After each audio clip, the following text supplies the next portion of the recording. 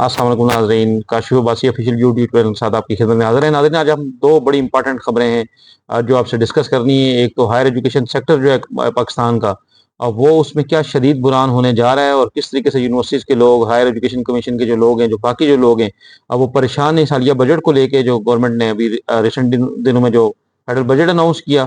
और दूसरा हमारे बात करेंगे कि FGEHA जो है federal government employees housing authority जो है, जिसका एक प्रोजेक्ट है ग्रीन इनक्लेव 1, जिसके अलाटीज जो 17 साल से किस तरीके से वो वेट कर रहे हैं, आज तक उनकी स्कीम कंप्लीट नहीं हुई और आधे में वो फंसी हुई है। और अभी उन्होंने एक मुजाहरा भी किया और उनकी FGHA अब क्या करने जा रहा है उस पर हम डिटेल में आपसे बात करेंगे। नाज़रीन, अगर आपने अभी तक मेरा चैनल सब्सक्राइब नहीं किया तो काइंडली सब्सक्राइब करें ताकि इस्लामाबाद से रिलेटेड और जो सिटी और एजुकेशन के रिलेटेड आपके पास एक्सक्लूसिव न्यूज़ और बर वक्त न्यूज़ आप तक पहुंचती रहे। नाज़रीन, एक तो मैं 2-3 दिन आपके साथ नहीं बात कर सका, वो मैं ब्रेक पे था, छुट्टियों पे गया हुआ था। तो मैं आया हूँ तो मैंने आज कहा कि ये बजट का जो इश्यू है, इसमें एक खत जो है हायर एजुकेशन कमीशन ने जो लिखा और उसको वो बड़ा ही सीरियस उसमें उन्होंने खदशात का इज़हार किया कि अगर बजट की इंक्रीज़ ना की गई तो क्या-क्या नुकसानात हो सकते हैं और यूनिवर्सिटियों का उन्होंने कहा कि सस्टेन करना, यूनिवर्सिटी को चलाना वो किस कदर मुश्किल है। इसमें बात करेंगे नाज़रीन, जो हायर एजुकेशन कमीशन जो है, जो एक रेगुलेटरी बॉडी है जो पूरे पाकिस्तान की जो यूनिवर्सिटीज़ हैं, उनको वो देखता है और वो जो हायर एजुकेशन कमीशन को जो बजट मिलता है वो बेसिकली सब्सिक्वेंटली जाके सारी यूनिवर्सिटीज़ को मिलता है, पब्लिक सेक्टर की जो यूनिवर्सिटीज़ हैं। पब्लिक सेक्टर की जो हमारी यूनिवर्सिटीज़ हैं उनका जो बजट है वो 2017-18 से और उसी जगह पे खड़ा है। जो इस साल जो बजट अनाउंस हुआ और वो 2017 और 18 वाला वो बराबर है। जी नाज़रीन, आपको ये मज़ाक लग रही होगी लेकिन ये हकायक हैं और तल्ख़ हकायक हैं। और इसमें ये है कि 2017-18 में जो बजट था हायर एजुकेशन कमीशन का, जो रेकरिंग ग्रांट की हम बात कर रहे हैं। रेकरिंग ग्रांट वो बजट होता है जो पेंशन, सैलरीज, यूटिलिटी एक्सपेंडिचर और बाकी जो इस तरह के जो नॉन डेवलपमेंट के जो होता है वो बजट है। इस बजट में ये हुआ कि जो भी गवर्नमेंट आती है वो डेवलपमेंट की तरफ तो देखती है, डेवलपमेंट का बजट इंक्रीज भी हुआ, इस दफ़ा भी हुआ।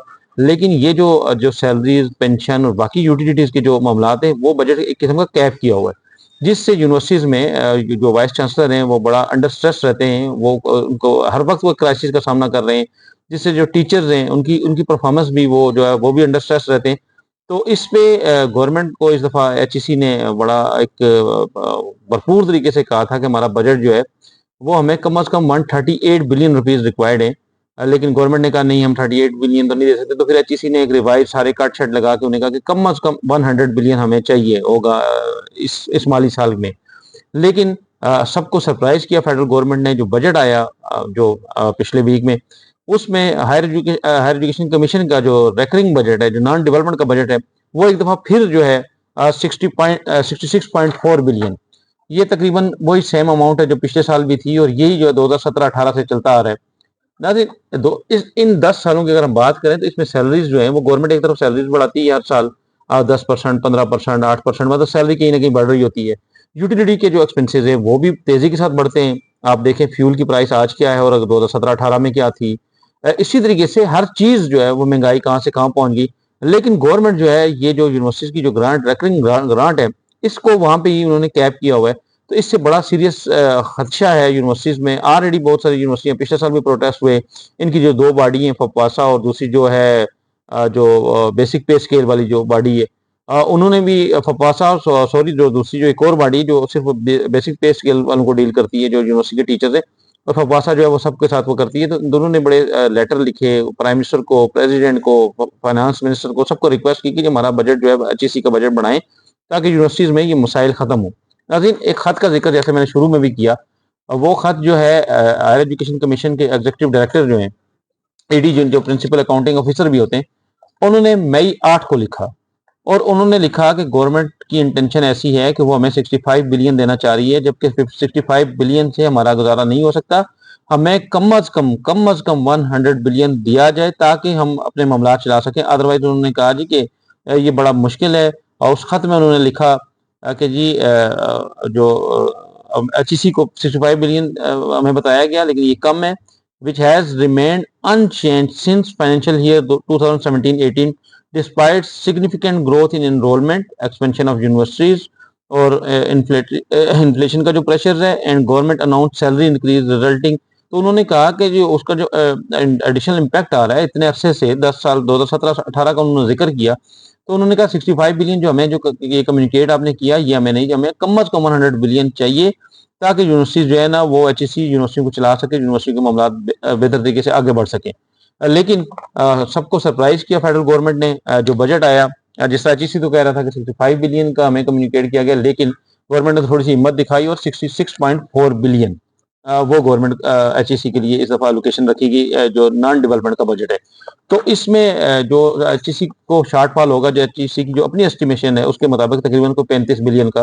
तो ये 35 बिलियन कैसे होगा, और अभी बजट तो क्योंकि अप्रूव नहीं हुआ, अभी तो अनाउंस हुआ, तो इसलिए गवर्नमेंट को चाहिए कि इसको रिव्यू करे और ये जो ये जेन्युइन इशू है और इतने अरसे से कैप हुआ है ताकि यूनिवर्सिटियों के मामलात चलाए जाएं, इसको रिवाइज करके जो मैक्सिमम गवर्नमेंट रिलीफ दे सकती है एचईसी को, यूनिवर्सिटियों को दे। ये बड़ा इंपॉर्टेंट मसला है, क्योंकि अगर आपकी यूनिवर्सिटीज़ के टीचर जो हैं उनकी सैलरी, उनकी पेंशन, उनकी बाकी चीज़ें मामलात नहीं बेहतर होंगे तो फिर ये मुल्क का आगे बढ़ना बड़ा मुश्किल है। तो ये एक तो ये इशू था। मैंने कहा डिटेल में आपसे बात करूँ क्योंकि ये खत वैलिड इसलिए है कि 8 मई को ये लिखा ईडी साहब ने, जो ईडी साहब का नाम मेरे पास ये खत मौजूद है, डॉक्टर ज़ियाउल हक जो है, ये आप देख भी सकते हैं, ये एचईसी का जो है अपना लेटर है।